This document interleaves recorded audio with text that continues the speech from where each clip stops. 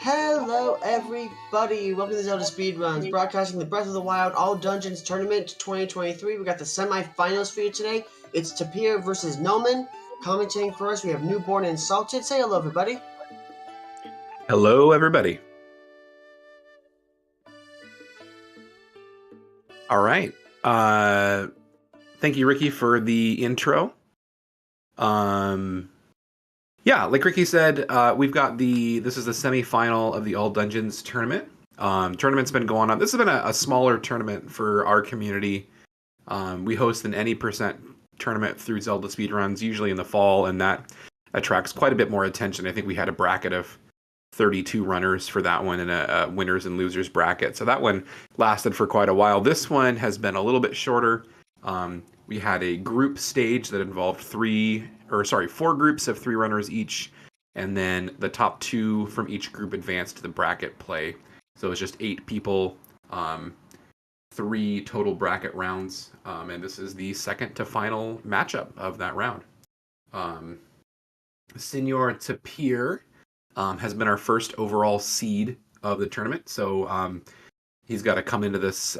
We've got to sort of think of him as the favorite, I think, heading into this match. And then his challenger tonight is the real Noman, who is a very strong player in his own right. So certainly not, not an easy path for either of these runners. They both have a formidable opponent to face off against here. And it looks like we're getting underway. I'm not seeing Noman select his new game yet. I wonder if I'm out of sync, or maybe I'll reload my feed and see if I'm out of sync or what might be going on here.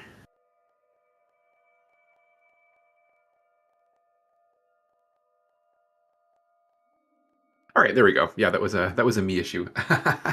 Fortunately, we got that taken care of. We get a little opening cutscene to sit through.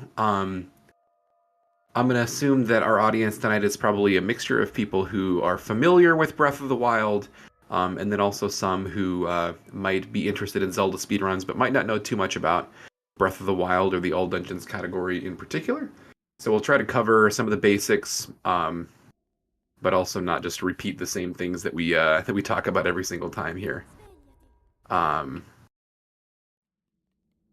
So we see our runners. Some of the first things that we're going to notice is that the game language is in Italian. And that is a unique fastest language to the All Dungeons category. Most of you, if maybe you're only familiar with any percent, you might be thinking, well, French. French is the fastest language here, right? And that's true of any percent. But the way that this game works is that fastest language for any particular category is dictated by voice acting in whatever cutscenes that run gets. And this run gets a fair amount of cutscenes that are beyond what we would see in any percent. And it just so happens that in some of those cutscenes, Italian saves a decent bit of time over French or other languages. Our runners have grabbed the Sheikah slate and are looking to escape the Shrine of Resurrection. The method that they're using to do that is called a scope clip. Scope clip, I think, is a piece of tech that occurs in that one particular spot and then not ever again in this run. Basically, they're wedging Link into a really specific corner at a very particular angle, and then opening the scope from the Sheikah slate that they just collected. And whenever you do that, it pushes Link back just ever so slightly. And in that particular spot, with the right angle and positioning, it's enough to push Link through the collision of the wall. And so it allows them to escape the Shrine of Resurrection without any of the opening cutscenes and also without activating Time of Day or the weather cycle, which is a really nice... I mean, not only is it faster, but it also eliminates some of the weather RNG that they would be facing with otherwise.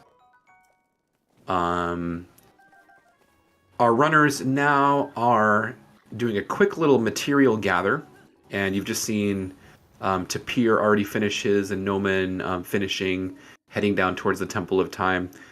They just gathered most of the kind of fundamental equipment they're going to need to complete the plateau section of this run in hopefully as speedy of a manner as possible. That included a weapon, in this case a Boko Spear, a shield, which will allow them to do the shield clip that we just saw Tapir do and that Noman is about to do. We'll talk more about shield clipping here in a minute, I think. Our runners also grabbed some backup food. If you've only watched any percent, you probably haven't seen runners grab backup food, because in PB attempts, most runners will not do that. In all dungeons, you need enough food to get you through the first segment of the run. And in a race context, they both grab probably a little bit more than they normally would, just to account for the possibility of things not going quite according to plan. Tapir's having a little bit of an issue. There he goes. Okay. Usually that shield clip into bombs reuses the skew from Temple of Time. We'll circle back and talk skew here in a minute, I think. But it normally is very lenient, just because of the strength and positioning of the skew angle that Link has. For whatever reason, the shrine exterior is being a little bit picky and not letting Tapir clip through there. So Noman was able to grab or gain a little bit of time on him, even though he had been behind from a slightly slower Shrine of Resurrection clip. So runners are synced up pretty nicely here. Here in this shrine, we're grabbing the Bombs rune, which is, as you may know, by far the most powerful of Link's rune abilities. That's why we come to Bombs first, is because we need the Bombs rune in order to do our two most crucial movement techniques, which are Wind Bombs, which you're seeing Tapir and Noman do right now, and then Bow Lift Smuggle Slides, which we'll talk about here more in a moment. One quick little thing to note is that the two runners, there's kind of a routing divergence in this shrine. Tapir went with the riskier but faster so-called gamer Wind Bomb, because you got to be a gamer if you want to get it. And that was fortunately successful for him. So his Wind Bomb took him all the way straight to the monk, saved about 8 seconds or so, somewhere in that range at least, over the safer Wind Bomb plus BLSS slide that Noman did.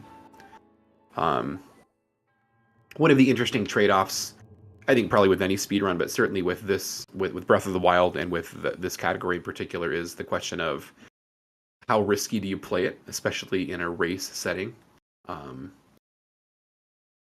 Gamer Wind Bomb, as you can see, is faster when you hit it, but if you don't hit it, not only does it not really save any time at all, or very little time at least, but it's also going to be, you're likely going to have to use some of your backup food at a time earlier than what you really would probably want to. So Noman choosing to go for the slower but safer and more consistent strat there. Here, our runners are chatting with King Rome, Boss Faramus Hyrule, and he's telling them about all the stuff they need to do, most of which we're going to ignore, or at least we're not going to do it the way that he wants us to do it. One of the really cool things about all dungeons is that most top runners, and I believe both of these runners, are going to do a route that does not activate the Great Plateau Tower, and therefore is not able to activate any shrines as fast travel warp points. It also is going to mean they have to they're going to have to clip into each of the plateau shrines, because they're not able to activate those in the usual way, because you can't do that without the tower. Yeah, sorry, spoilers. I figure with Tears of the Kingdom less than a month from release that we can probably spoil some essential story elements of this brand new exciting game. Tapir and Noman both here in the Magnesis Shrine. Magnesis, outside of a couple of uses, is pretty useless. Actually, most of the runes other than bombs we're not going to use all that much, at least comparatively. But as you likely know, the game will not let you leave the Great Plateau until you've completed all 4 shrines, so we have to go around and collect them. Tapir is going to go here for a pretty risky Wind Bomb, then dubbed the Canal Wind Bomb, because you set up the Wind Bomb from the lower canal area there. And it's very, very precise timing, and he was probably a little bit late in his detonation, And so that caused him to go a little bit too low and kind of ricochet off of the wall that was in front of him. That's actually if you're going to fail that wind bomb, it's a relatively fortunate way to do it, because it is possible to go too high and then to die from fall damage at the end.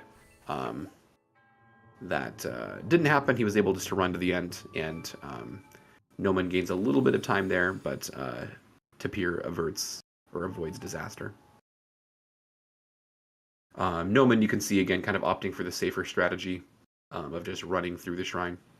He hesitated there, like he might have been thinking about it, but I assumed that since he didn't go for Gamer Wind Bomb and bombs, he probably wasn't going to go for Canal Wind Bomb and Mag, because Canal is, I think, the riskiest of the wind bombs in the Great Plateau shrines.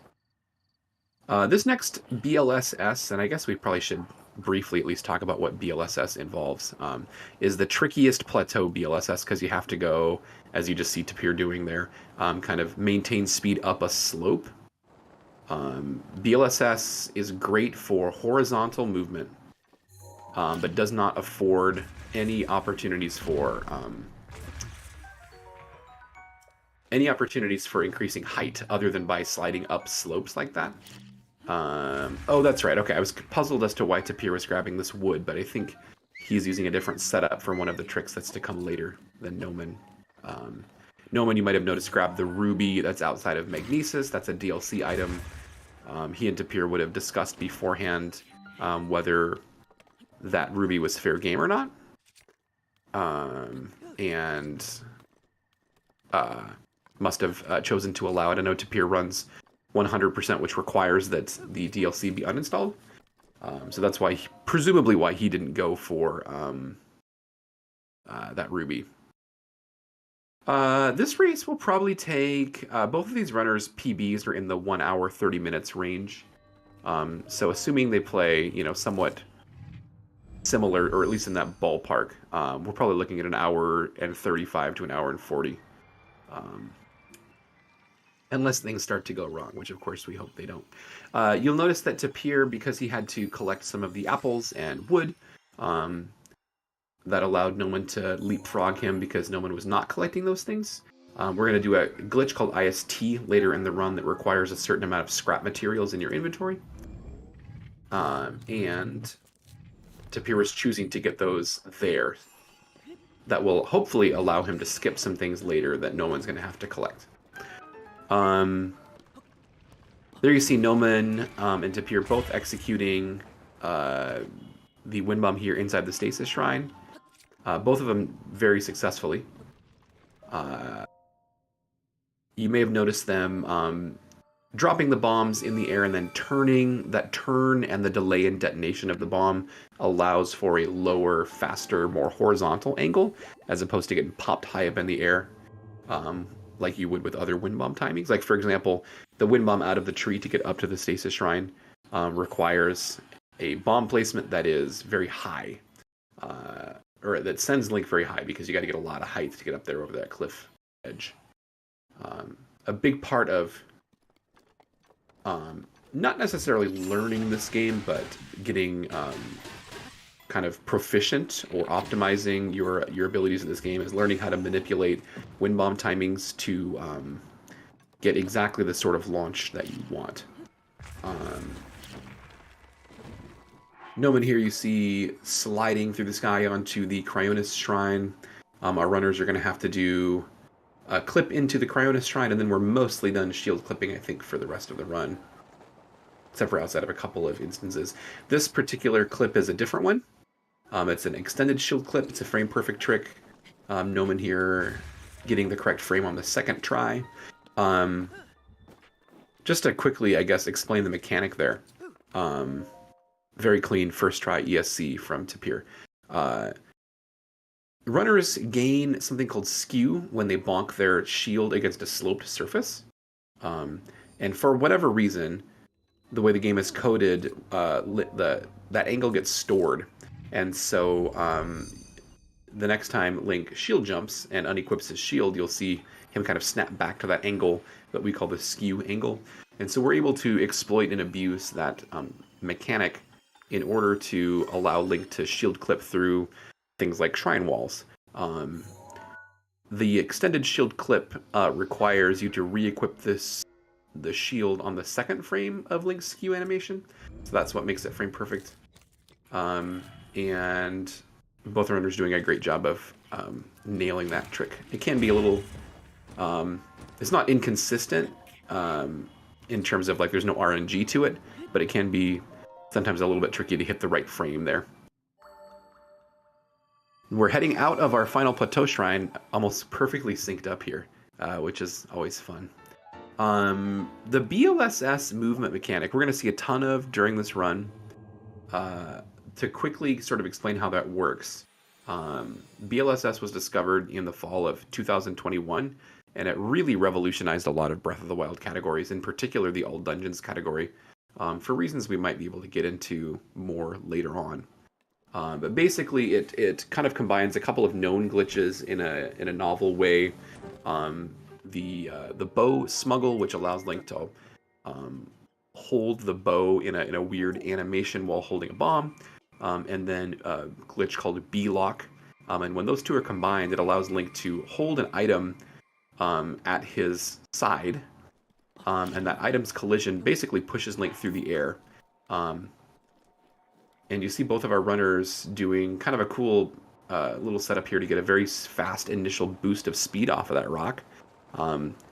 Unique to the BLSS slide glitch is that to initiate the slide, you need Link to have his stepping up animation. And so you'll oftentimes see runners initiate a slide from a rock that initiates that step up animation, or especially like a regular ledge, like a ledge on a castle wall or something like that. The more regular the slope, the better, or the more consistent you can get that step up.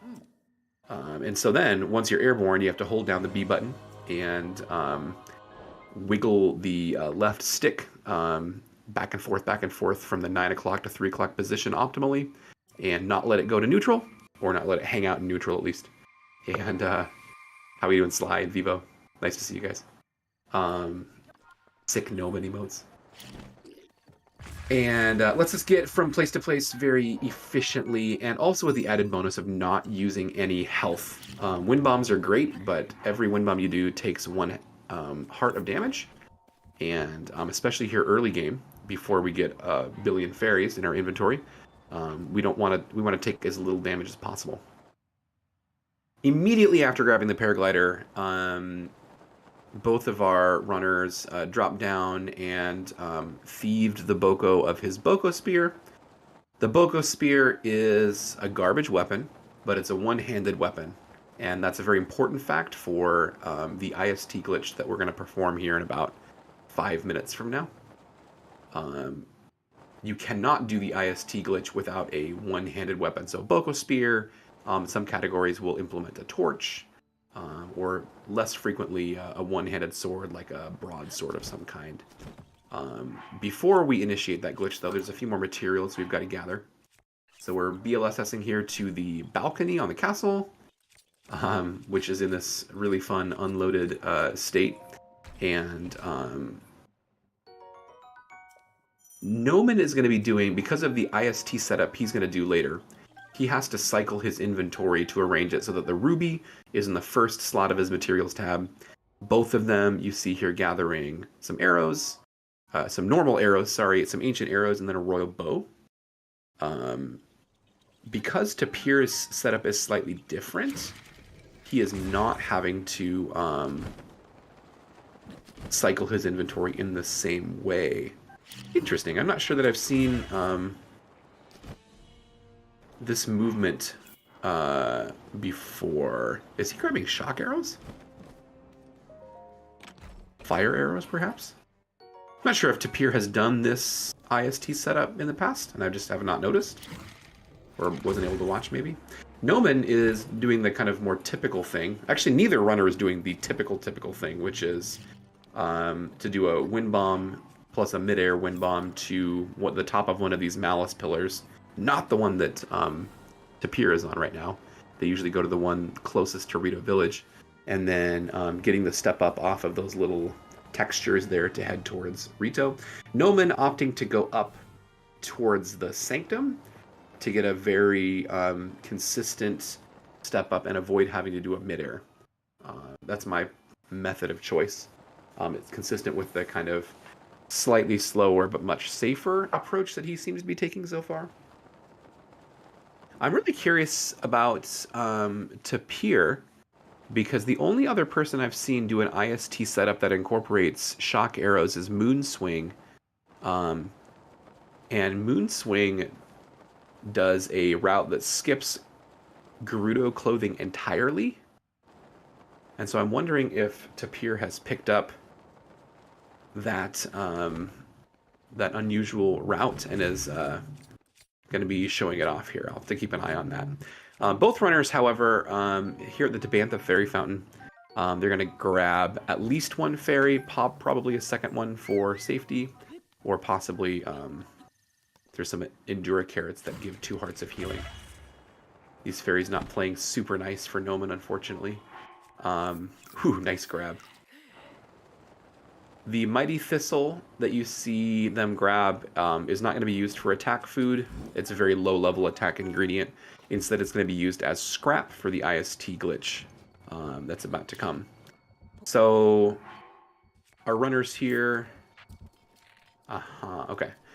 Grabbing a Royal Claymore. That will be extremely useful weapon later on, part of the Koga fight, and then also crucial to the IST setup because of its high durability.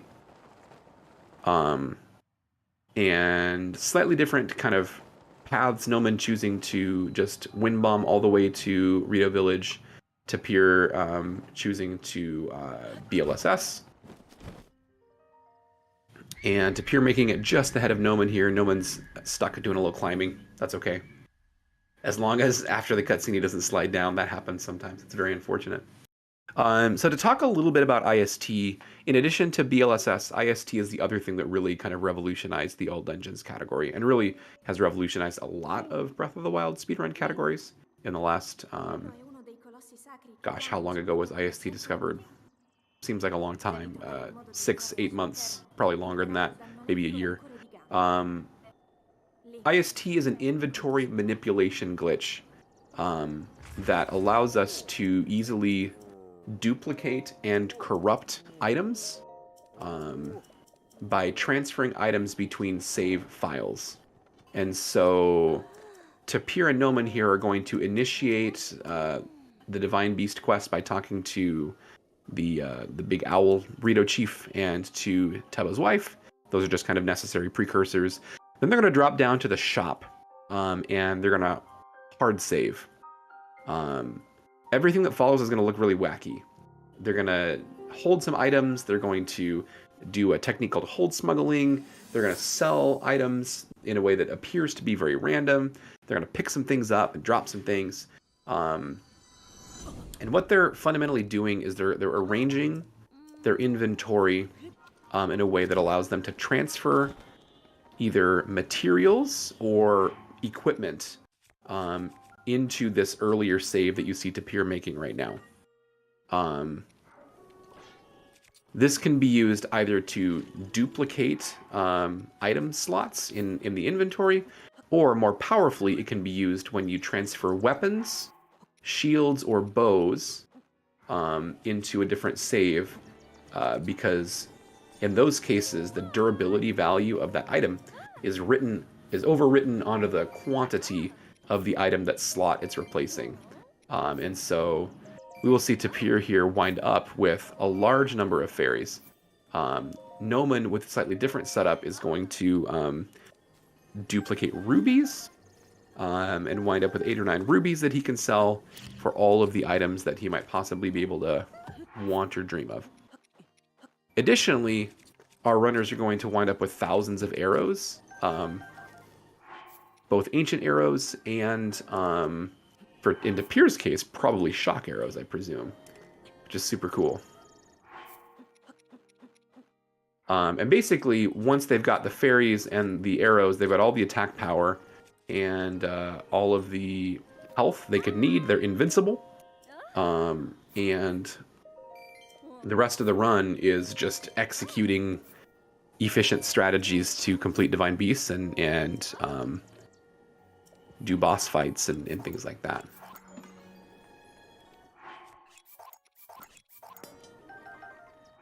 So one interesting little bit of trivia, this is more of an advanced thing, and I hope that I don't butcher the explanation. But no, I know that Noman's setup operates on a principle called negative M count. M count is the item, or is the game's variable that it uses to track the number of item slots that are in your inventory at any given time. We attain negative M count through a process called breaking slots, which is what you see the runners doing when they're hold smuggling items and then selling the remainder of that item to the vendor in the shop. When you have more broken slots than you have items in your inventory, then you wind up with something called negative M count, which results in some really weird shenanigans. Very interesting results that come from that. But Noman using it to his advantage here to get weapons into certain positions that allows for corruption of the items that he was wanting to increase the value of. Both of our runners here completing their ISTs pretty efficiently. A couple of minor hiccups there that I noticed, but nothing major. In particular, the prompt to sell to the shopkeeper, I don't think is frame perfect, but it's a very tight window because of the hold smuggle state that they're in. It's a very tight window to get the sell prompt in there. Fortunately, our runners have a means of knowing if they successfully hit that window. And so they had pretty good confidence in what they were doing. But man, 25 minutes in here and we're seconds apart. Very interesting. Yeah, Tapir has, as you can see, almost 4,000 shock arrows. And I am wondering if that means he's going to go for Gerudo Close skip. If we get to that point, I'll do my best to explain that. I'm not crazy familiar with how that works, but it would be really interesting because that would be a pretty significant routing divergence from what Noman is going to do. Having passed Teba's flight range challenge, they're going to hop on board and head up to Divine Beast Va Meadow, our first Divine Beast. In pretty much any speedrun that involves dungeons of any kind, Va Meadow is going to be the first dungeon completed for two main reasons. Number one, Rivali's Gale is extremely useful for completing the other dungeons efficiently. And then the weapon that you get from the Rito Chief as a reward, the Great Eagle Bow, is arguably the best bow in the game, and certainly the most useful bow in a speedrunning context. It's got great durability, fires multiple arrows, and excellent range, and good attack power as well. So it kind of hits all those boxes. Both runners pulling off a really nice, what can be a pretty tricky mid-air wind bomb because of the updrafts that are in this area. And trying to do some long-range sniper shots here to hit these cannons from far away. Both of them having trouble with the furthest one. That's the longest range shot, and it can be tricky. There's some visual cues that exist. Noman's probably shooting a little bit low. Yeah. There we go. Oh, no. This is unfortunate. There we go. So there is more than one route. There's actually kind of what I would say two major routes that are commonly used, and then a number of divergences or variations on those routes. And then Tapir, I suspect, is busting out a route that is very uncommon. But I'll hold off on too much conjecture on that. The major difference between the two kind of primary routes are one route does not activate the Great Plateau Tower, and the other route does. The route that does activate the tower is easier and a bit slower. Both of our runners skipped that variation and are going the towerless route.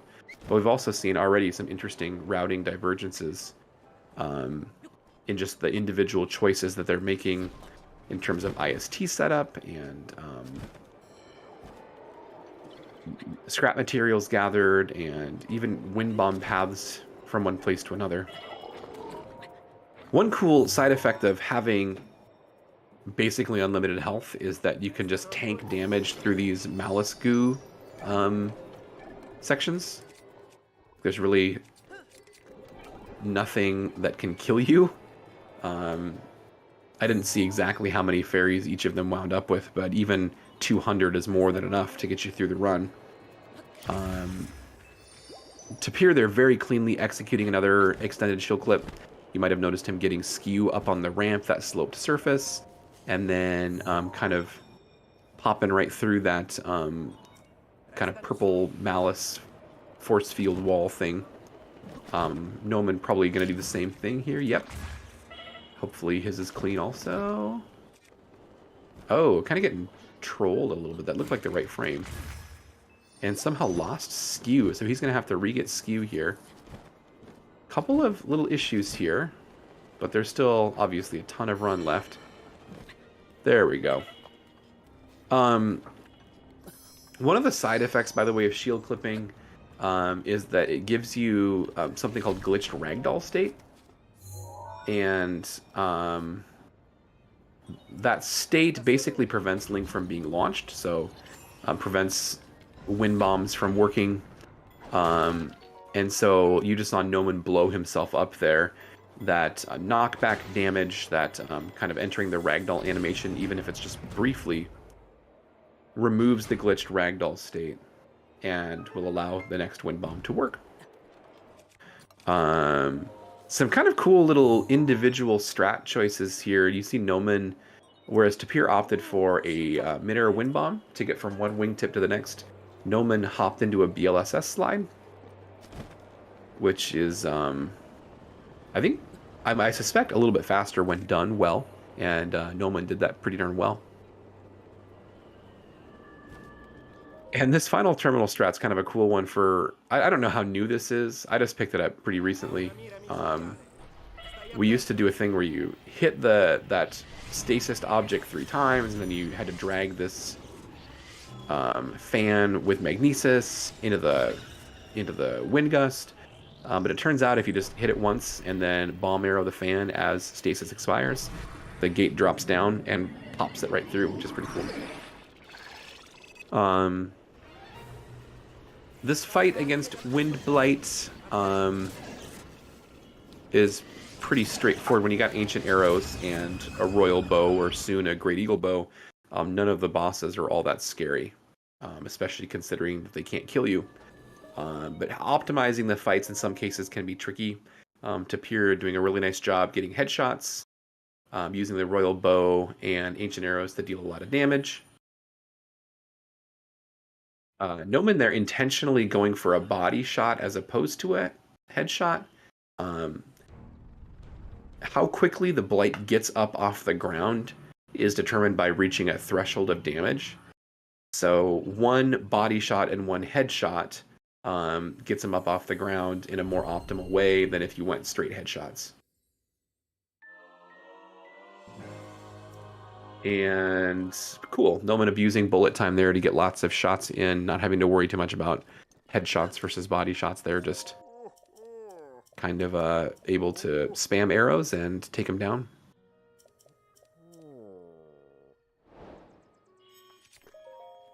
All right, so I think we're going to see it, folks. This is pretty wild. I don't know if anybody else has seen Tapir do this this route, but I noticed him give himself ragdoll glitch intentionally there.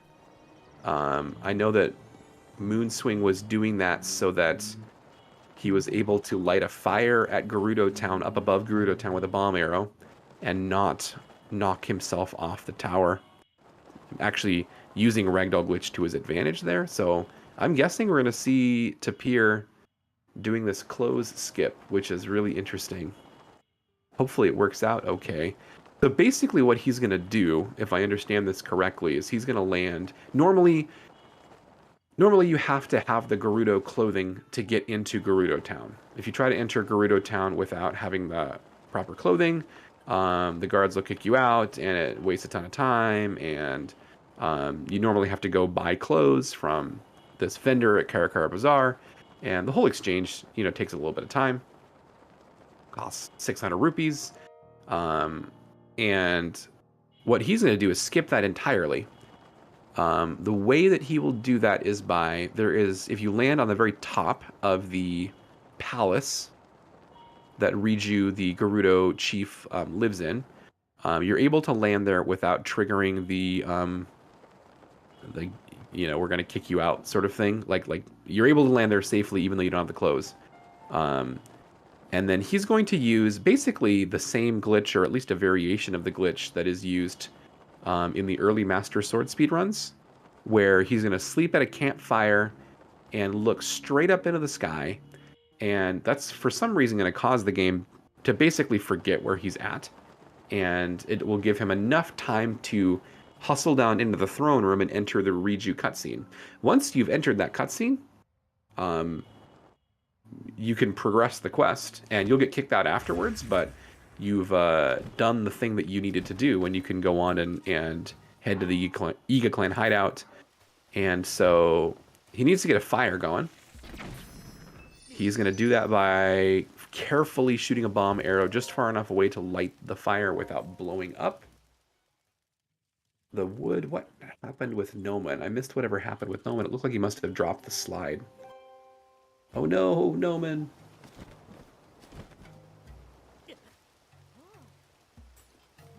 Oh, this is really unfortunate. I don't see... See, this is kind of the issue with BLSS, is that you need a place where you can get the step-up animation. And with all the rounded ledges here, those sorts of ledges are in short supply. So he's going to have to wind bomb to a place where he can maybe get a better chance at a step-up, apparently.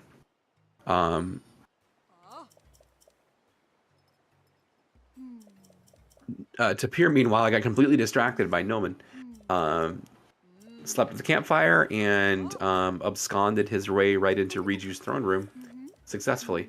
So really nice job there, and he's now advancing the Naboris quest, and will get kicked out, but with enough of the quest markers and flags done to be able to go in and enter the Yiga clan hideout and attain the Thunder Helm, which is the necessary prerequisite for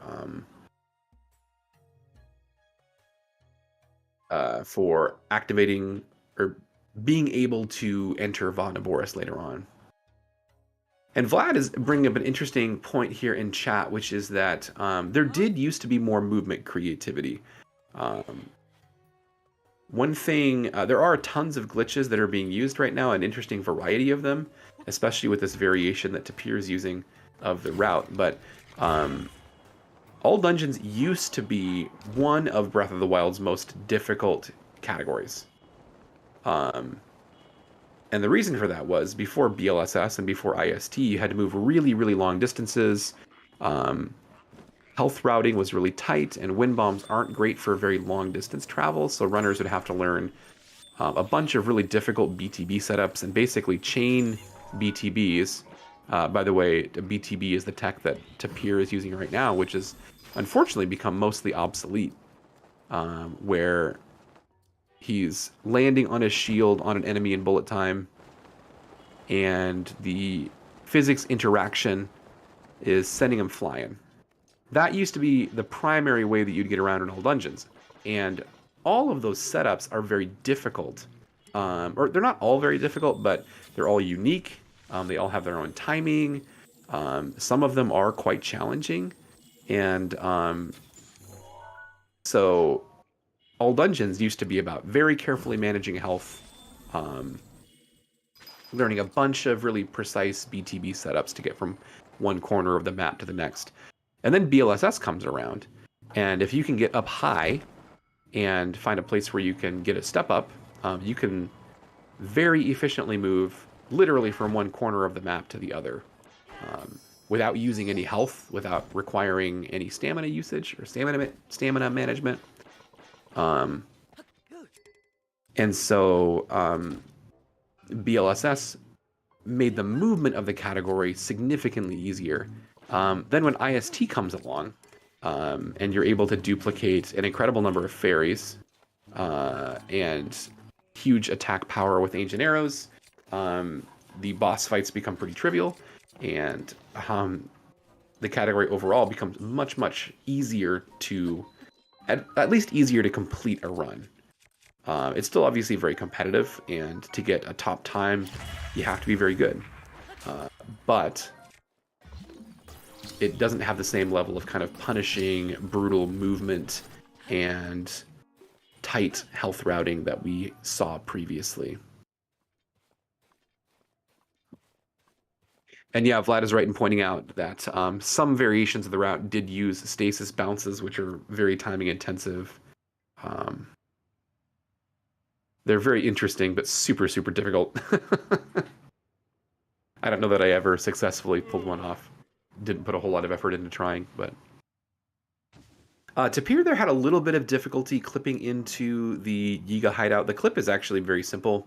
Looked like he was maybe just rushing inputs or kind of flubbing the inputs a little bit, which happens. Noman, unfortunately, ended up losing a fair bit of time to dropping that BLSS. I know that in his last race, he had some issues with dropping BLSSs, so I'm wondering if he's got a controller issue, or if he's got a case of sweaty fingers that are slipping off of the buttons or something like that. Noman here is going to be doing the same BTB chain. So let's focus on what he does here. Tapir's just taking out Koga. It's a pretty simple fight. These BTBs are, as we said a moment ago, nearly obsolete in Breath of the Wild these days. They're not used with any frequency in most categories. This is honestly the only category that really features required BTBs anymore, which in my opinion is kind of a bummer, but it just is what it is. And you can see this is part of the reason why a tiny, like, little tiny difference in where on the Boko's back Noman landed caused him to get shot higher up in the air and get less horizontal distance. And so he's going to have to back this up with a wind bomb. Oh no! I cannot believe that he landed on that spot. That's really tough luck to not get that wind bomb. But very fortuitous that he Link stuck on that tiny little ledge. He was able to use one of his Rivali's Gale charges to get airborne and do a mid-air wind bomb. This Moblin BTB is much easier. Moblins have nice big broad backs, and so easier to land on them in the right spots. So you can see a BLSS cannot give you that kind of height. Even a wind bomb can get you a decent amount of height, but not enough to get up and over cliffs like that. So that's the utility of a BTB in a category like this, is really if there's a place where you have to gain a lot of height very quickly, and even then you've got to have enemies in advantageous locations and ice arrows in order to force them to ragdoll.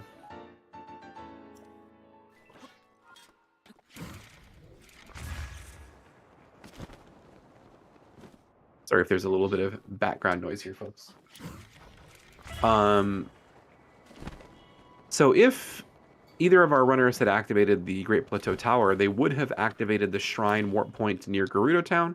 But since they chose to skip that and save on the cutscene, you see Tapir here doing another long-range BLSS to get back to Gerudo Town. And he's going to have to do the campfire glitch again, so maybe I can focus for long enough to actually pay attention to what happens here.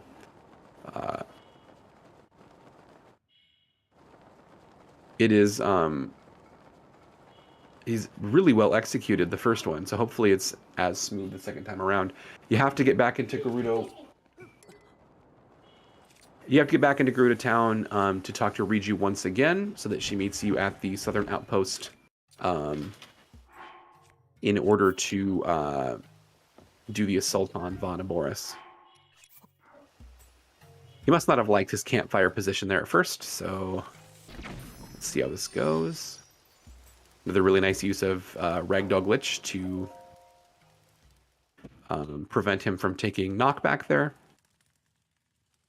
And we will now see him sneak right down. And unfortunately, Riju is right there. Took her a second to load in. Again, the game is very confused. Forgets exactly where Link is, and Link is able, or Tapir is able to talk to Riju. And again, the cutscene ends, he's going to get kicked out. But by that point, he's got everything done here that he needed to get done. Noman having a little bit of an unfortunate phase 2 of Koga. Had to do a second cycle of that one. This third phase has a kind of a cool little skip that was recently found. Normally it takes 2 hits of this big metal spiky ball. But somebody discovered, somebody way smarter than me, discovered that if you release Magnesis just before the moment when it hits him, it actually does a double hit, and you can one cycle that final phase. Doesn't save a ton of time, but it's a relatively simple optimization that'll give you maybe 10 seconds of time save there. So for Tapir, you'll see cutscene's about to end. Sound the alarm. There's a man in Gerudo Town, and they're going to throw him out in dishonor.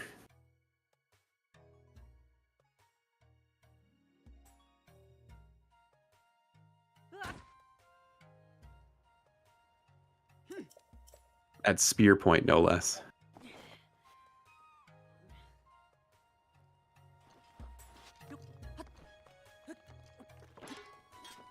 So Tapir at this point, with the successful execution of the clothing skip route, and with cleaner movement overall, is in a position where he's got a fairly good-sized lead. Still got about half the run. So a lot can happen, but he's got to feel good about where he's at so far.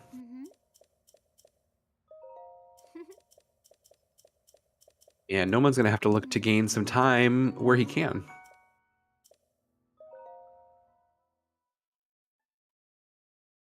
So this next bit, the assault on Von Aboris, is pretty funny. The game intends for you to ride on a sand seal, which I think they assume that the only way you would have gotten there casually is by riding a sand seal. So a sand seal just magically materializes out of nowhere for Link to ride. But the game intends for you to shield surf behind your sand seal along with Riju, and stay within her little protective force field, and then shoot the feet of Von Aboris to disable it. And we're just going to say goodbye to Riju as quickly as possible, because Riju kind of sucks. And take our chances on our own. Tapir is going to veer off to the left, get to the top of a little ridge, wind bomb off of it, and then get a BLSS slide, or a BLS slide going, and use that to get over to Von Aboris a little bit more quickly, and then snipe shot from the air. You can kind of see Riju saying, "Hey, you're going the wrong way." And she's actually going to give him a little text box here where she says, "Are you trying to leave? Do you want to quit the fight?"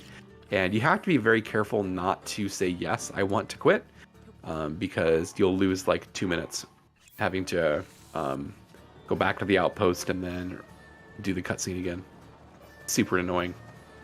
But he's going to zoom through the air here into roughly the center of the sandstorm. There you can see the Divine Beast off in the distance.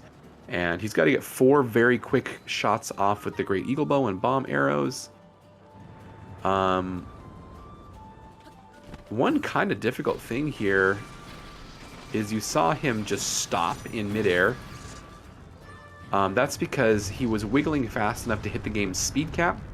Breath of the Wild imposes a speed limit on you, and if you exceed the speed limit, the game just stops you in place. He had the misfortune of just exceeding the speed cap, probably right before he was going to stop wiggling anyways, and then had to wiggle back up to speed to get close enough to get those shots in accurately. But nicely handled overall. Really nice. On one stand wheel, 3 shots is not too hard. The 4th shot you kind of have to do as you're falling out of the air. And again, we don't have to worry about taking fall damage because we've got a million fairies, but doing that shot while falling. And the other interesting thing about that is, for some reason, when there's electricity in the air, this happens when lightning is striking too. If you're in bullet time and you're trying to aim, it's really shaky. Like the whole game kind of like shakes and wobbles, and it's really difficult to aim precisely. Fortunately, the feet are pretty big, and so it's not too hard to hit him, but it can definitely throw you off.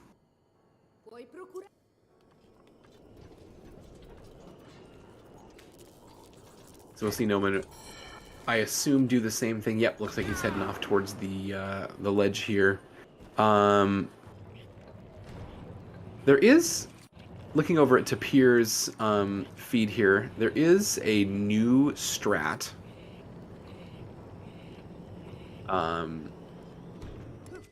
Sorry, Noman was not getting the read you, do you want to quit the fight dialogue box until really late, and I was wondering if it was going to come.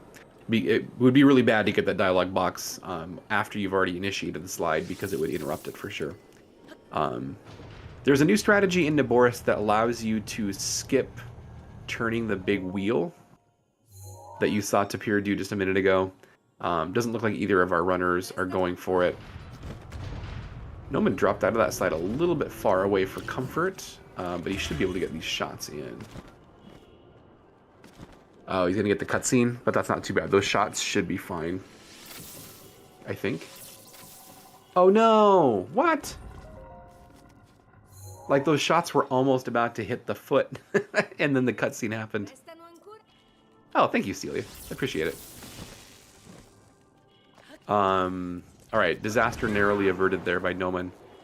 If the Divine Beast moves on, and you're stuck on foot with no sand seal, it feels really, really bad, man, to try to catch up, because Link runs really slow through the sand. It's not good at all. Tapir, meanwhile, has done terminals numbers 1, 2, and 3, and here's number 4. Terminal number 5 is going to require the map. You may have noticed we were able to complete Vametto without getting the map from the map terminal. Each Divine Beast has its own kind of movement mechanic, and you have to use the map that you download to your Sheikah Slate to manipulate the position of the beast. In Meadow, it's tilting the wings.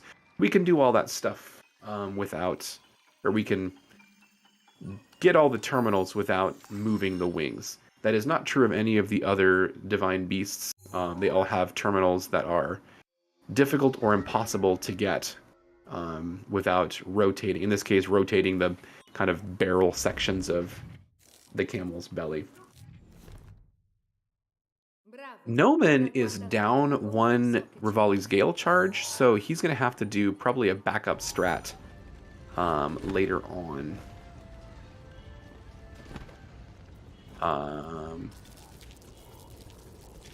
Or yeah, I'm curious as to how he's going to handle that. We'll see. But you can see Tapir spun the end section and is activating the final terminal. He's going to try to do another shield clip to get through this kind of weird gridded wall in front of him, to avoid having to ride all the way back down. This one can be kind of annoying. And you can see here, missing the frame.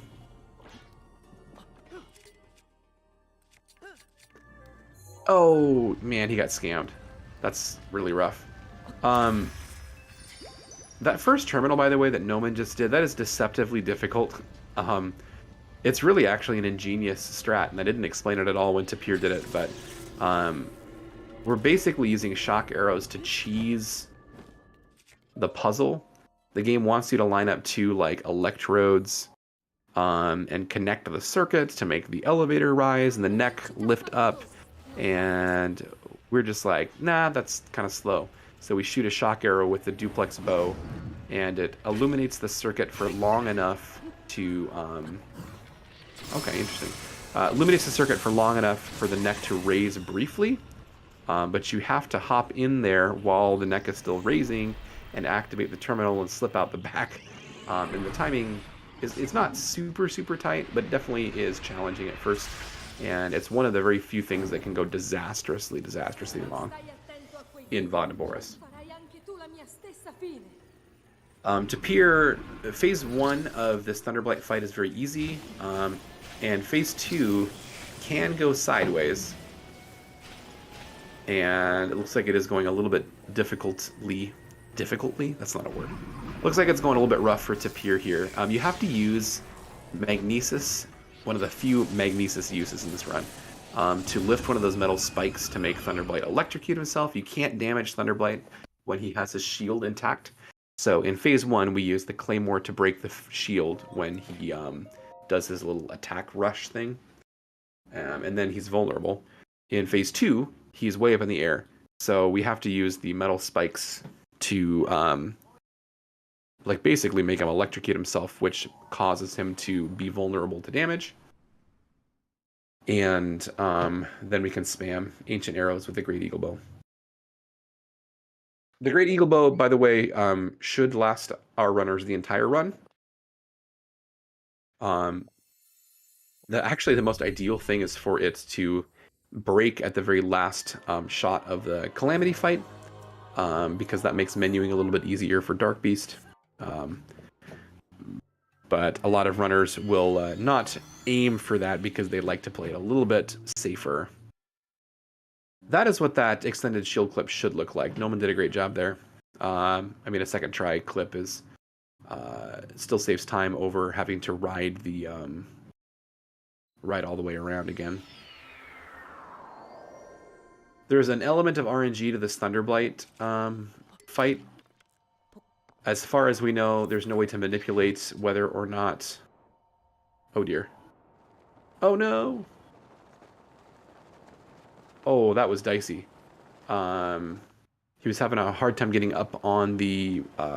yeah, actually using the terminal to get bullet time, and it was having a hard time getting up there at first, but very, very nice sniping there at the end. Anyways, what I was saying was there's no way to manipulate whether he throws you the electric ball attack at the beginning or whether you get the rush. Oh no! Okay, just got it off there. Thunderblight can, like, when you electrocute him, he can ragdoll in all kinds of crazy ways. Noman's going to pick up a little bit of time on Tapir with that fight, a little bit cleaner fight. You can see Tapir is on his long-distance slide now to Zora's Domain. For everyone's favorite part of the run, fish drama.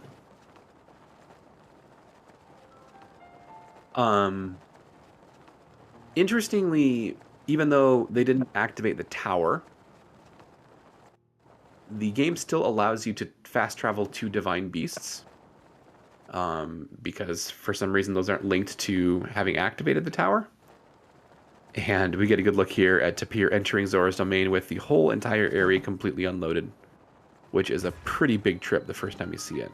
Actually, you get the shrine down there in the bottom. That's pretty wild.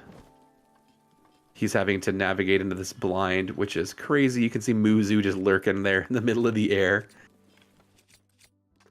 Wow, I don't know that I've ever seen it stay this unloaded for this long. I mean, that was pretty wild because everything loaded and then the cutscene immediately loaded. A lot of times you can get in there and initiate the conversation with Dorephan before the cutscene loads, which doesn't really save that much time, but it's kind of cool. But everything went from really unloaded to boom, loaded. But like I was saying, the the game allows you to teleport to the Divine Beasts once you've completed them.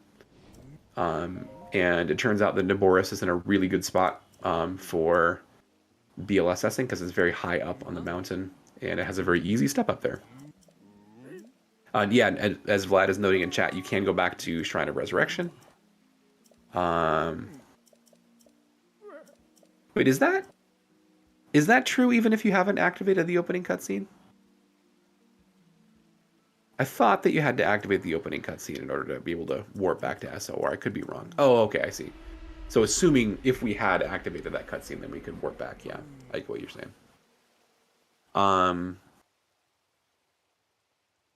And so we see Noman probably, I would say maybe 2 minutes behind, maybe 2.5 minutes behind Tapir at this point with 2 Divine Beasts left to go. The fish drama that Tapir is experiencing is all in Italian.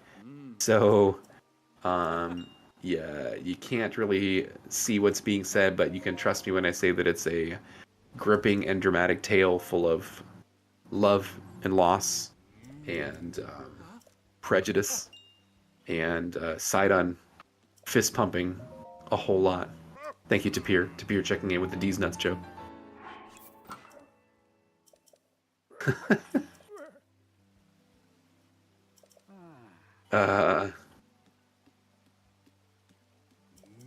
Classic. Another crazy unloaded. Noman, I think Noman's in the right spot. He is, man. It never ceases to amaze me how these guys can get in exactly the right spot when the entire thing is unloaded. Nice. All right, so Tapir has completed Fish Drama Part 1 and is now heading on to Fish Drama Part 2. It's literally like 8 minutes of almost uninterrupted cutscenes an hour into the run. It's the worst thing ever. While we are waiting on this to finish, I guess I could recap for you how these runners got to the semifinal. Tapir, like I said, was the #1 overall seed, and he came out of a group featuring Glan and Arna, and won that group. Then ended up... wait a second, no. Tapir was in my group. What am I talking about? Tapir raced against Moonswing and I and beat both of us because he's better at the game than me or Moon. And then he, in round 1 of the bracket play, he defeated Glan. And that was the quarterfinal. So now here we are in semis. Noman, I forget which group he was in at the beginning. I think he was against Twick and someone else who I can't recall right now. But he advanced as the top seed out of his group, I believe, and then had an absolutely insane race against Crazy AZ in the quarterfinals.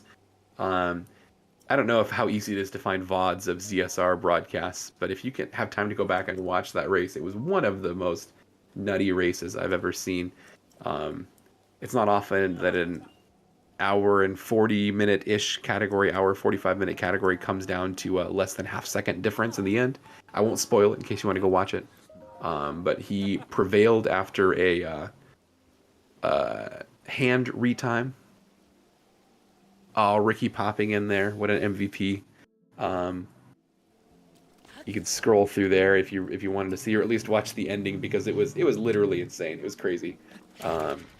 And then, so this is the semi-final match. The winner of this, I think Smitch and Roms have played the other semi-final. The bracket isn't updated, but I'm pretty sure I remember watching Smitch win that race earlier this last week. And so whoever wins this one, I think, goes up against Smitch, who's the #2 seed, in a final match, which is yet to be scheduled.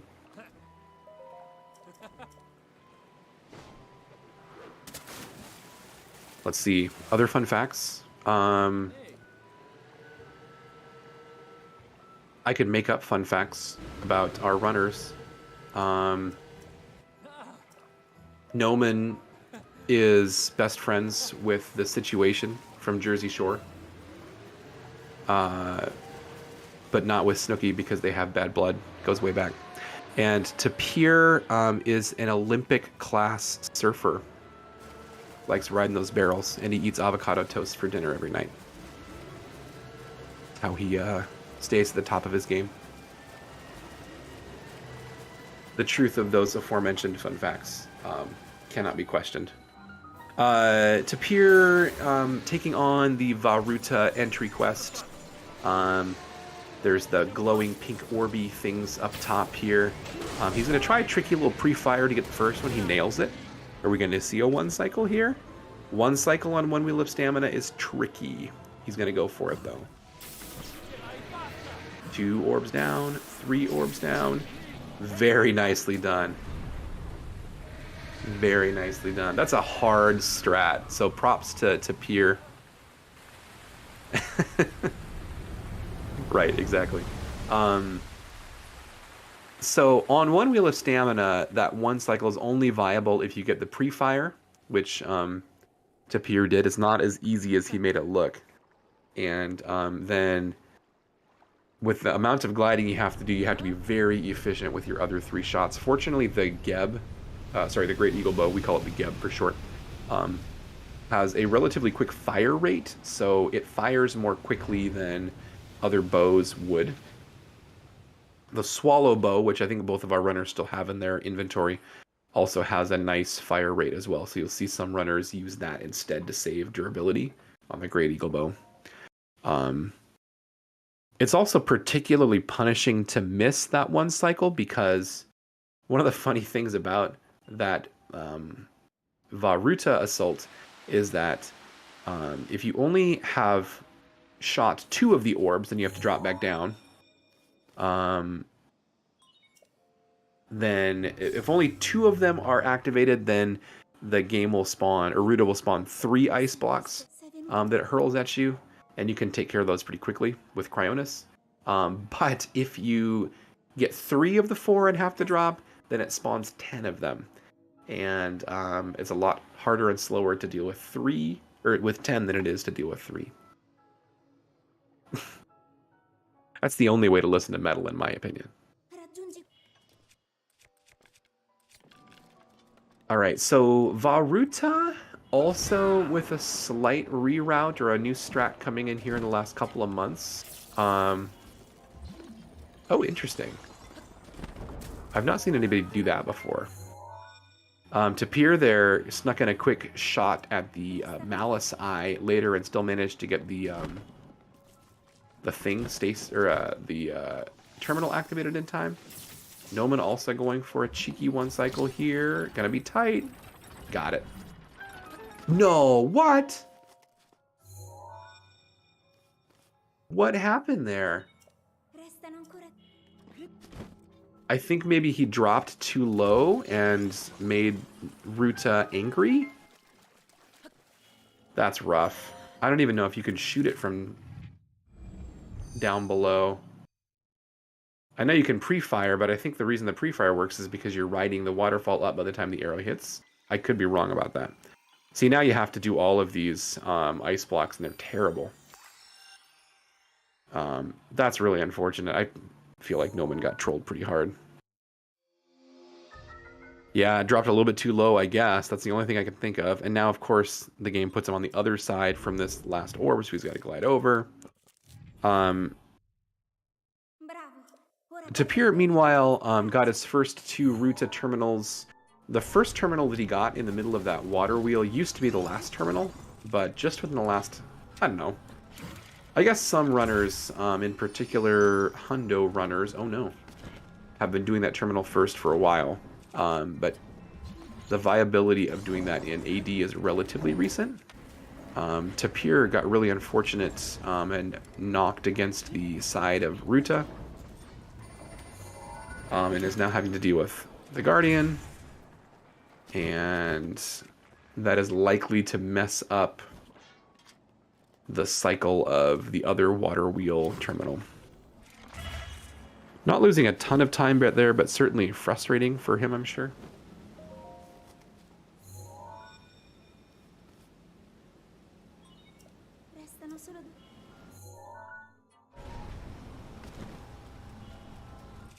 Terminal number 4 is inside the elephant's head. Relatively straightforward. Gotta adjust the trunk to get the water at that angle, and then shoot the eye, open the gate. And just like that, there's terminal number 4. And this 5th one, we'll have to see what kind of a position the wheel is in. Usually you can manipulate it to be in a pretty good position, but there was with the wind bomb issue. So he's actually putting it so that it reverses the wheel. He might have been better off there just letting it continue on its same track, but it's kind of hard to know exactly where it's going to be, because he's going to have to then reverse it again to be able to actually activate it. Noman here is just going with the kind of old school standard route. One thing to note is that Noman is not using gyro. Most Breath of the Wild runners use the gyro controls. And so I didn't see Tapir do it, but I know that a lot of motion controls runners can just whip that cog around really, really quickly. And Noman's, the no gyro makes that a little bit slower. How much time was lost? I would say between having to redo the wind bomb and then having to the wheel being out of position, maybe 30 to 45 seconds. Just ballparking. That could be wildly inaccurate. Not enough, I don't think. I mean, they will take a lot more mistakes from Tapir to allow Noman to catch up, I think, with the amount of time, with the amount of lead that Tapir has. So Noman's going to look for cleaner wind bombs, hopefully getting up to the top of the trunk. It used to be that it took us long enough to get to Varuta that we would have gales back by this point and could just gale all the way up to the top. But now BLSS lets us get there so speedy that we don't have our gales. Tapir actually saved a gale to get up to the first terminal. But, I guess Noman probably intended to do that too, but he lost a gale on the way to the Yiga. Just remembering that he had to that was probably a backup there. So Tapir now with 3 Divine Beasts down. And Noman hoping the last 2 terminals wind up in good positions to hit a good cycle.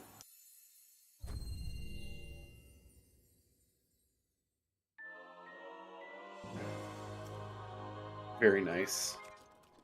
Sneak in. Very good. Yeah, Waterblight's a jerk. We don't like him. Oh, Tapir got a really low wind bomb there. Shouldn't be an issue, but he was hoping for one wind bomb to get all the way.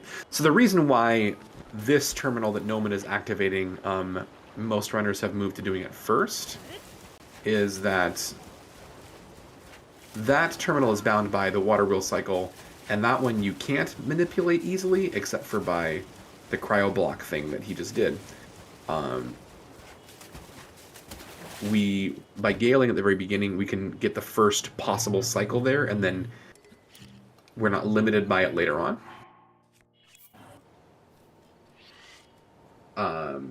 It worked out pretty well for Noman anyways. I think that overall, in the actual beast itself, he's probably gaining a little bit of time on Tapir, but any time that he's gaining in the dungeon, I think, is going to be outweighed by the issues getting into the dungeon with not getting the one cycle. Tapir here is entering into Eldon, and he's going to be on fire for basically the rest of the run up until the very end. This is where those fairies really come in clutch. All right, clean fight from Noman. Tapir's is pretty clean too, if I remember correctly. Tapir kind of hitting the brakes really hard. This BLSS getting into Goron City can be pretty hard to steer. The faster you're going with your BLSS, the more difficult it is to steer it well. So it's kind of a trade-off between, Obviously, you want to go fast, but you also want to be able to steer effectively.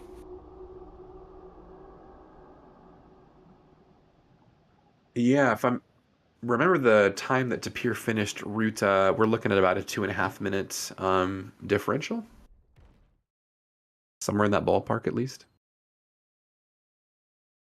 Tapir is talking to Bluto, the Goron chief, and going to go rescue Yunobo. Oh, no doubt, Celia. It's pretty crazy. We used to have to very carefully manage health. Most of the time, runners would allot enough rupees in their rupee routing to buy one piece of the Flamebreaker armor. Some runners were a little bit crazy and just tried to tank damage until getting a flameproof potion. Tapir there, getting a nice little skip with a fast turn wind bomb. You can get into the Yunobo cave before the rocks load, and so it avoids the whole casual sequence of having to use cannons to blow up the rocks. If the wind bomb was not good enough and the rocks loaded in quickly, you can clip through the rear of the cave, but that's definitely slower.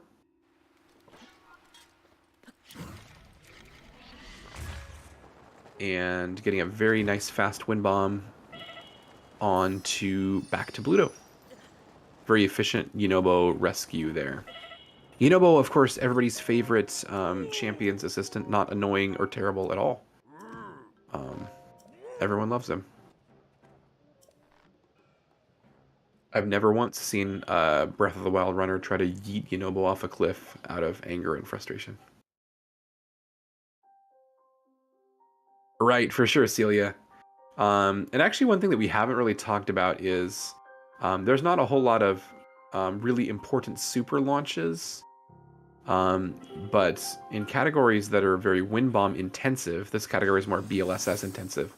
But in categories like All Shrines or MSR, or even to some degree Hundo, that require a lot of wind bomb movement, we can abuse the lag that is kind of characteristic of the Switch trying to run this game to increase Link's wind bomb speed by about a time and a half. Nope, no sarcasm whatsoever. There are definitely not Twitter clips of Yunobo being sacrificed into the lava pools on or on Death Mountain. I'm not sure about that. I have heard anecdotal reports of OLEDs being a little bit faster in loading screens. I'm not sure there's been extensive testing done on that.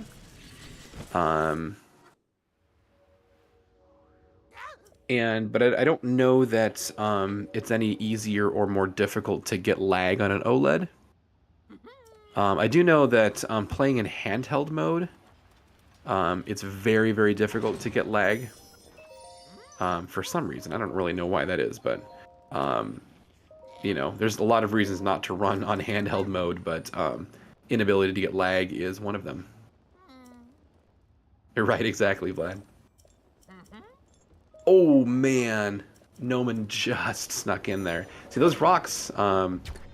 It's fairly consistent with a good wind bomb to get the rocks unloaded, but you don't have a lot of extra time.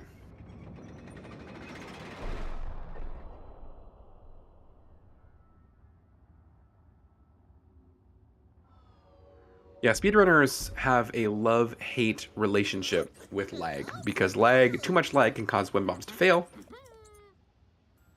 Like, I was a little worried about that Noman wind bomb. Death Mountain is very laggy because of all the lava and the rocky mountain textures, but too much lag and a wind bomb will fail. But the right amount of lag can help you super launch and increase your movement speed substantially. I would not be able to provide you with those clips that definitely don't exist, or URLs to them. Somewhere in the bowels of Twitter, I'm sure. You can hit up Elon Musk, I'm sure he can help you out.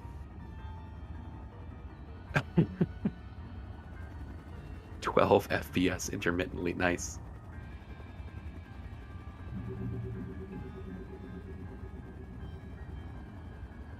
All right, Noman getting the last of Link's memories. This run only gets the memories associated with the Divine Beast quests. Other categories like all main quests or best ending require you to grab all of the memories. One kind of little detail that isn't really evident is managing. Oh no! Oh, that actually worked. Okay. Managing fire damage in relation to wind bombs. One of the funny things about this game is that any wind bomb during the first tick of fire damage you're taking will fail, without question. It just automatically fails. So runners either have to be really fast and get the wind bomb off before they start burning, or they have to just kind of wait, and it feels like forever, but wait until after the first tick of fire damage is complete.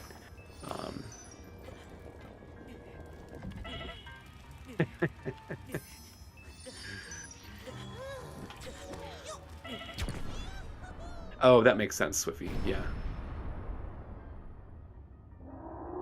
And incidentally, I don't think we saw Tapir do this at all, but in a couple of places, Noman went into VR mode, and I didn't comment on that at the time, but that was because when you put the game in VR mode, it forces lag even in areas.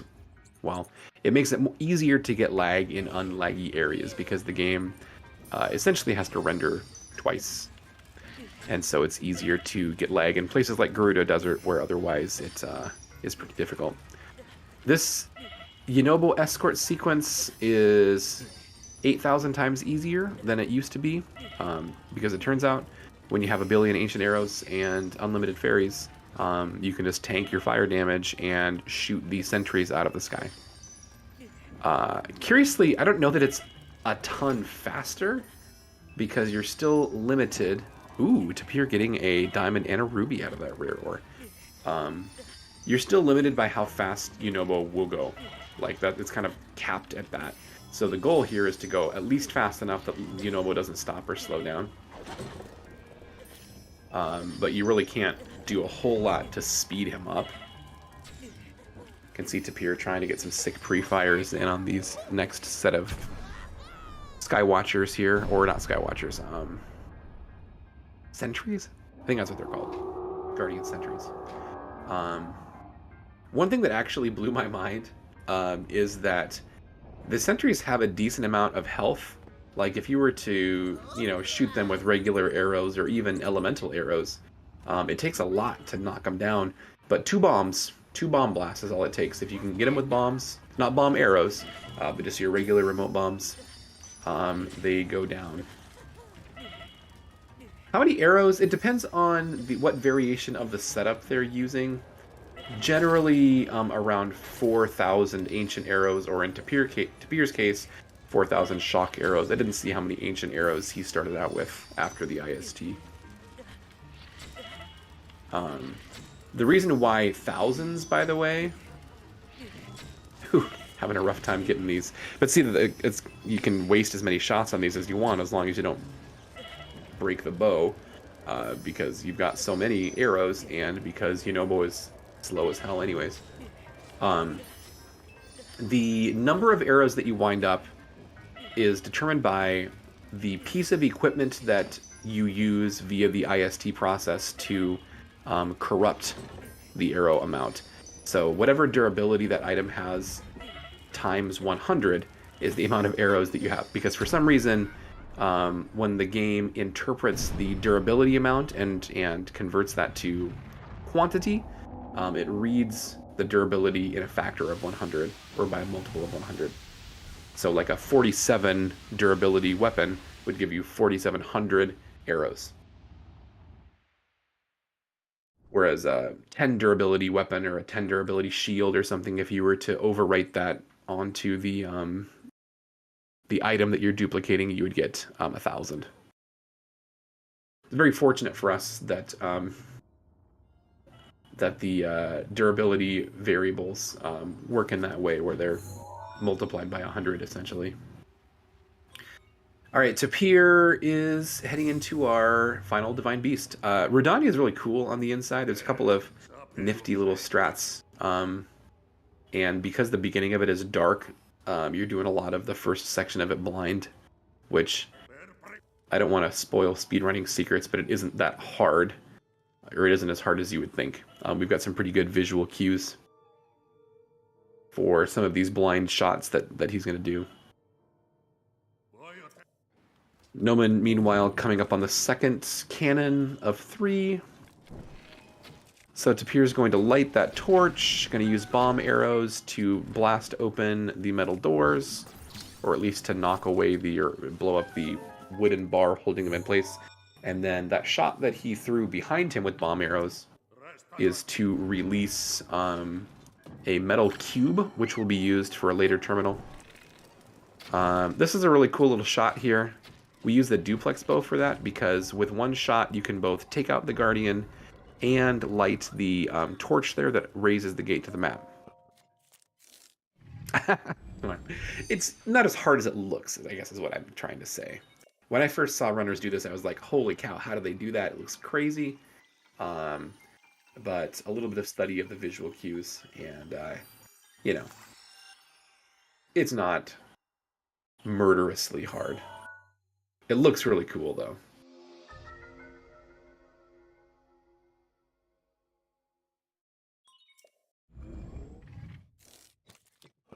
So now that Tapir has activated the map, the lights are going to come on. There's one more somewhat tricky strat here. Again, kind of a strat that looks a little bit trickier than it actually is, but he's going to do a bank shot with an arrow. Bank it off the top of the Divine Beast and down to light a torch, and got it first try. Very nice. That torch is going to open the gate, which releases the orb, which he'll need here in about 30 seconds. In the meanwhile, here's terminal number 2. That shot, I've definitely lost time to that shot. Again, there's some decent setups and cues,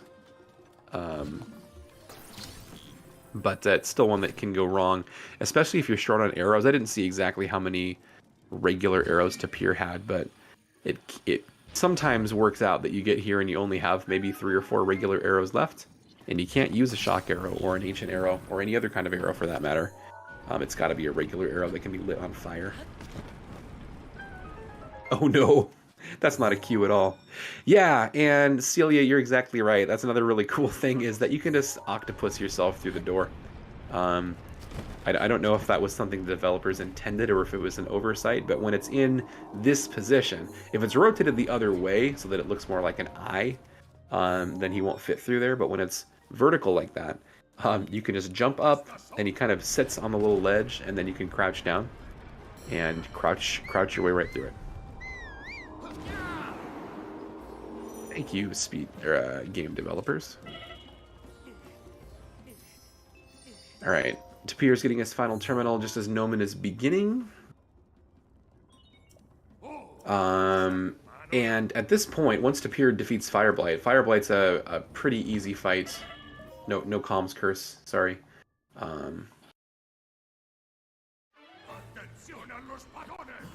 Noman doing things in a slightly different order just because of how his inventory is arranged. The menuing works better that way. But once Tapir disposes of Fireblight, it's a quick trip to Sanctum with another BLSS, and Calamity is a pushover. It's a little anticlimactic, unfortunately. Very clean arrow shots from Noman. Nice job. For phase 2 of Fireblight's, Tapir's got to use a bomb to break his shield. Actually, he's going to opt to use a Urbosa's Fury Charge, and then rinse and repeat with headshots. Yeah, I think that we're all wondering that, Galaxy. We've been analyzing trailers looking for evidence of if there's going to be... We haven't even seen, I think, in any of the trailers whether remote bombs will exist, so It's not clear whether wind bombs will be a thing. But people furiously looking for examples of bullet time because so many of our glitches rely on bullet time. Kind of the abuse of the bullet time mechanic. Speaking for myself personally, I would prefer there to be kind of the need to discover a new set of glitches. And not just have all the same ones carry over, but there's definitely folks with different opinions on that one. Yikes. A little scary for Noman. His bow durability is low as well. You cannot use the Great Eagle bow for this one. It has to be a single shot bow. He's aiming, I think, a little bit high. At least higher than what I normally do, but I miss this all the time too, so who knows. But you can see it's not as easy as Tapir made it look, and just gets that last. Ooh. I don't know what other bows he has in his inventory, but Geb won't work for it. I guess you could do it with the Royal Bow. Visual cue is a little different, I think. Yeah, it'll certainly be an interesting process of discovery and experimentation. So it'll be exciting. See Noman now down to 1 regular arrow, although he does have a boatload of ancient arrows as well. Sometimes this cube... Okay. Sometimes that cube can be just in the way and not let you get through there. And then you have to mag it out of the way and then squeeze through. It's kind of annoying. Tapir, meanwhile, has arrived here at Sanctum. Yet another very fast BLSS. He's actually gotten here fast enough to where the Sanctum is unloaded, and you get this fun view of... There we go. The question is always, how long does it take the game to load the cutscene? When you're on PB pace, especially not by much, that can be a very nerve-wracking game of chicken. There is a setup that exists to do a calamity skip. If you've watched any percent speedruns, you've seen them probably do Windblight skip, where you fire an arrow into the cutscene at a precise angle, and it kills the enemy during the cutscene, more or less. The calamity skip has an element of RNG to it, and we found that it's as fast or faster just to unload a bunch of ancient arrows to his face. The ancient arrows stun him, so he really can't do a thing about it. And as long as you have enough Great Eagle Bow durability, then 7 or 8 shots to the face, and he's done. Noman, meanwhile, dispatching of Thunderblights very efficiently. Tapir in Phase 2 is going to use Urbosa's Fury to break Calamity's invulnerability shield, and then spam Geb shots. And hope to just 2 is enough. It looks like it should be very good. If you land enough of those shots, then you can take care of that in 2 cycles. Since he had used one of his Urbosa's Furies already, it would have been kind of unfortunate if he had had any health left. He would have had to do a laser parry or an attack parry or something like that.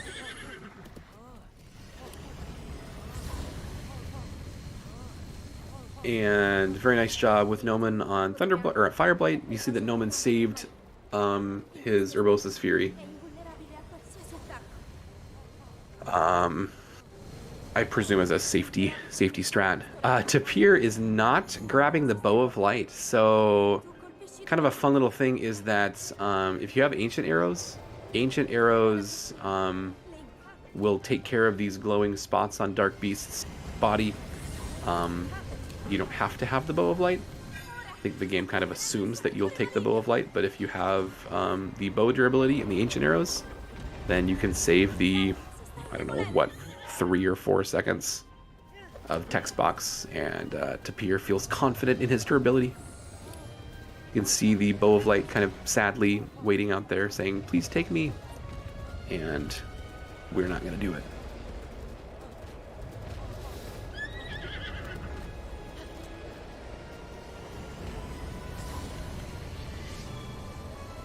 Noman heading on to Castle. Really important, by the way, to make sure that when you're BLSSing an Elden, that you have a metal bow equipped.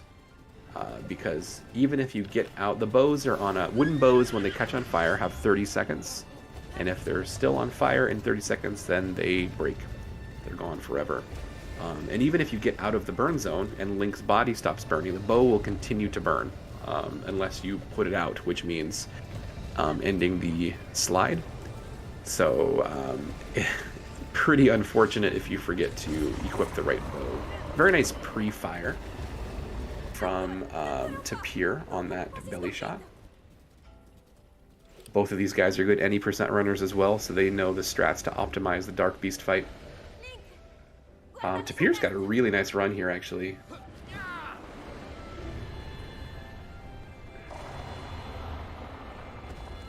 And time coming up for Tapir. Last shot. Beautiful. 134.05, which, when you account for the leaderboard timing of subtracting that opening cutscene, that would be just under 133. It's like a 132.59 or something, which is really good. That's really good. Nice job, Tapir. Tapir's leaderboard PB is a 133.32. I don't know if that is up to date. If that is his actual PB, then 132.59 would be a PB. Hopefully we'll get him in here to talk in just a moment. Noman, meanwhile, unloading on Calamity.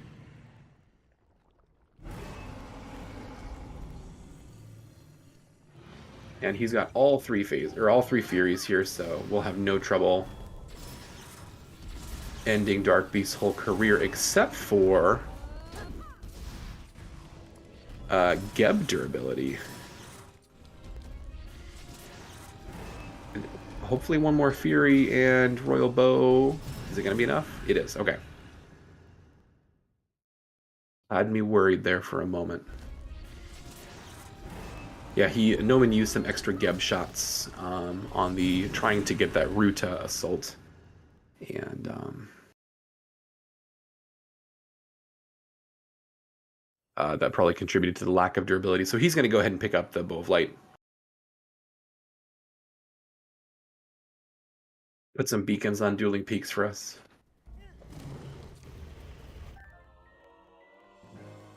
Yeah, I'm not sure if that is an actual PB from Tapir or not. I suppose we'll hopefully find out here in a minute. It may be possible that he has a PB he hasn't submitted or something, but it could also be a PB, which that would be pretty darn cool. It was a very clean run.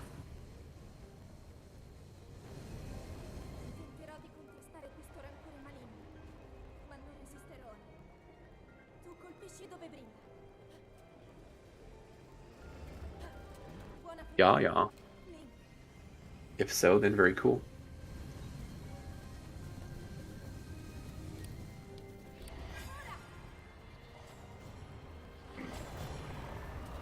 All right. Noman getting these Dark Beast shots. Like a boss.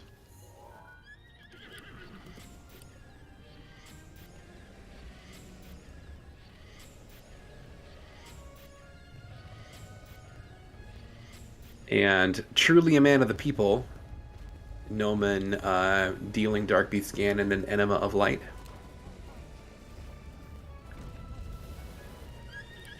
Everyone knows you got to put one on the booty.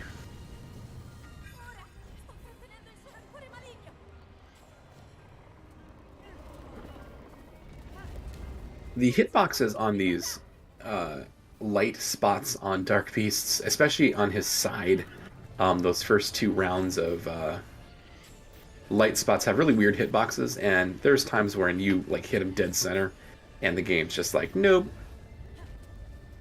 Sorry, we don't accept that.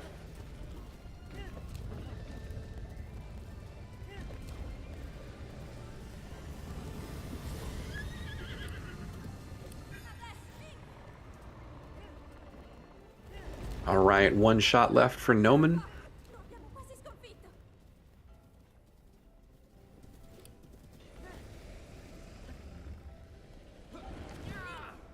Gonna take to the skies with a Rivali's Gale charge. You have to be in bullet time for this final shot. The game requires it. And GG to Noman. Very respectable. Nice job. Hello. Hey, welcome in, guys. Hello. GG's to both of you. Thank you. Thank you. So for my first question, Tapir, is that an actual PB for you? Yeah, it is. GG's. I saw it beat your leaderboard PB, but I didn't know if that was up to date or not. So that's awesome. Congratulations. Thank you. Now, the thing that I was wondering most is, have you been doing the shock arrow Gerudo close skip route throughout the tourney, or is this a special surprise for us? I did it against Glan. Okay.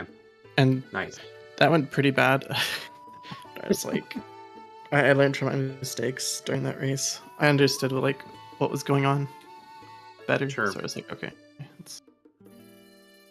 It seems like there's a lot of things that can go wrong there, possibly, but you executed it very cleanly in this one. You just need to pay a little bit more extra attention when you're at Gerudo. It's not completely brain dead. I had thought I was gonna mess it up on the first sleep because I fell down and then I took fall damage, so it took Link a bit to get up, and I was like, oh no, oh no, he's good. I'm gonna load in, but because that is one thing that you have to. If you're too slow, they'll load in before you can reach the cutscene. So, do you know how long you have to get in the cutscene before the game kind of figures out where you're at? No idea. So you just gotta quench and pray. I know if you don't look up entirely before you press A on the campfire, it's a shorter window of time. I know if you're just slow at it, you can not get in, which is why some people go in from the back, right behind Riju's throne, do there. But yeah, I don't know entirely the specifics. Nice. Yeah, I hadn't prepared ahead of time. I didn't know that you were going to do that, so I was trying to figure some things out on the fly. But it was cool to have some route differences to be able to look at and talk about. Noman, what do you? Oh, sorry. Oh, sorry. Go ahead, Tapir. Sorry. I was gonna say the main reason why I do it is because I don't have DLC. When you don't have DLC, you have to sell all the fairies, and the fairies take 15 to 20 seconds to sell. And sure. I think this route only loses 15 to 20 seconds from the timing, so it evens out. And also, all the timings aren't fully done. So. Right. Yeah. Yeah, it's very cool. Noman, how did you feel about your race? The highlights or lowlights? It was okay. Route of entry was pretty bad. that was painful. You got trolled really hard there. I feel like you must have just dropped a little bit too low or something. I was too far left, too towards the middle. If you're too far behind the target, there's a little invisible wall. You can't shoot through it. So I've made that mistake before too. I should have known not to do that. But yeah, otherwise it was okay. It was an alright race. I hadn't touched Breath of the Wild since my last race. I went into this completely cold. I had no idea what I was doing. Actually, this was a PB for me. It's a 136, right? Yeah, that's a 2-minute PB. Oh wow, that's awesome. It's a double PB in a race setting. That's pretty cool. Yeah. I feel like there was one other place where I remember you kind of getting hecked a little bit by the game. Oh, it was on Naboris entry. You got that shot off, and it was frames before it hit the camel's foot is when you got the charging up his laser attack cutscene, and it I guess the arrows get written out of the game at that point or something. So yeah, actually that wasn't me being trolled. That was also just me being bad because if I dropped the slide there on accident, I did all the way getting to Gerudo, and then when I dropped the slide, I was like, oh crap, now I have to shoot all these before the cutscene happens. And I knew I was really far away, and the travel time of the arrows, I was bound to get that cutscene there just because I dropped the slide. Yeah, you recovered nicely from it though. It's actually pretty surprising to me that was a like a 136 with how badly I kind of like dropped that slide going to Gerudo. that was pretty bad. And then going to Koga, when I like I did the Boko BTB and then I missed the midair and I had to use a gale early. Yeah, no, that I don't was. know how he stuck and landed on that ledge. How you were able to get a gale off from that spot? That was nuts. You know what? I'm not complaining. I'll take it. Honestly, I was actually more surprised the midair failed, that it dead angled more than anything. Yeah, that's just kind of bad luck, I feel like. I thought I was only slightly off cardinal, but then was I turning that? I might have turned it too long. I don't know. You did turn it, yeah. Oh, yeah, that's probably what it was. But oh well, it worked out in the end, I guess. Yeah. Why did you what made you decide not to go for the newer Naboris neck terminal strat? I saw that you tried that last run. Was it just kind of didn't want to go for it again, having not practiced it, or something else?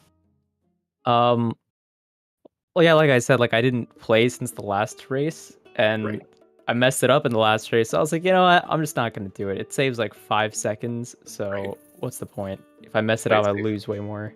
Yeah, that's fair. That's fair. Is there? So one thing I was wondering is, it says on the bracket that there's going to be a bronze medal matchup, which would be Noman versus Roms. I think. Is that in the works, or is that kind of a? Do we know if that's going to happen or no? If you guys want it to happen, you can, but I just forgot to turn off the button. That's what I was gonna say. Didn't you just forget? Didn't you do by accident? I just forgot. So, if you guys want to have like a fun third place match, go ahead. But there's no pressure to. Nice. Well, Tapir, what do you think about matching up against Smitch in the finals? It's pretty cool. He's pretty consistently getting like 134s in all the races. It's like, oh. So. Your times have been consistently good though too. I feel like that'll be a really good matchup. Yeah, I'm surprised I still got the first seeds even after the qualifiers and the group stages, because I don't know. There's so much new stuff that I wasn't prepared for. But... Sure. And then the one race where I did royally mess up, it was thankfully the other person messed up a little bit more than I. So I was like, okay. Whew. Sigh of relief. Any other final thoughts from either of our runners? I'm just reliving some parts of the race in my head right now. I'd just like to say that I did not stop in mag because I was going to do canal. I stopped in mag because there's a mosquito that I was swatting. so if you were wondering if I was going to go for canal there, no, it's just a mosquito. I was curious about that. Yeah, I didn't think that you were going to go for canal, having not gone for gamer, but that little hesitation made me question. Oh my gosh. I was thinking about it in my head. After I swatted the mosquito, I was like, oh, do I go for it now? Like, it tempted Might me. as well. You're there. Good stuff. Well, like a little devil on your shoulder, you know? It's like, do it. Yeah, exactly. All right. Well, GG's again to both of you, and thank you for a super entertaining race. Congrats to both of you on your PBs also. Thank you. Thank you. Yeah, fantastic commentary as well. I was listening to the entire thing. Oh, I appreciate it. Thank you. Had a good time. All right, and with that, we're going to go ahead and wrap this up. Thank you to Tapir and the real Noman. That was an awesome race to watch. And thank you to Newborn Insulted for the commentary. Did a fantastic job. Coming up on ZSR later on tomorrow night. Well, okay. It's tonight/tomorrow morning, 5 a.m. Eastern Time. We have a Majora's Mask Randomizer Blitz Tournament match, quarterfinals, Game 2 between Pixel Shake and Brotinderdoes. And then at 1 p.m. Eastern, we have a Zelda 2 Randomizer Max Randall Tournament match between BK Patrick and Zarnex42. And yeah, that's going to do it for us for now. Thank you everyone so much for watching. Hope you had a wonderful time. And have a fantastic rest of your night.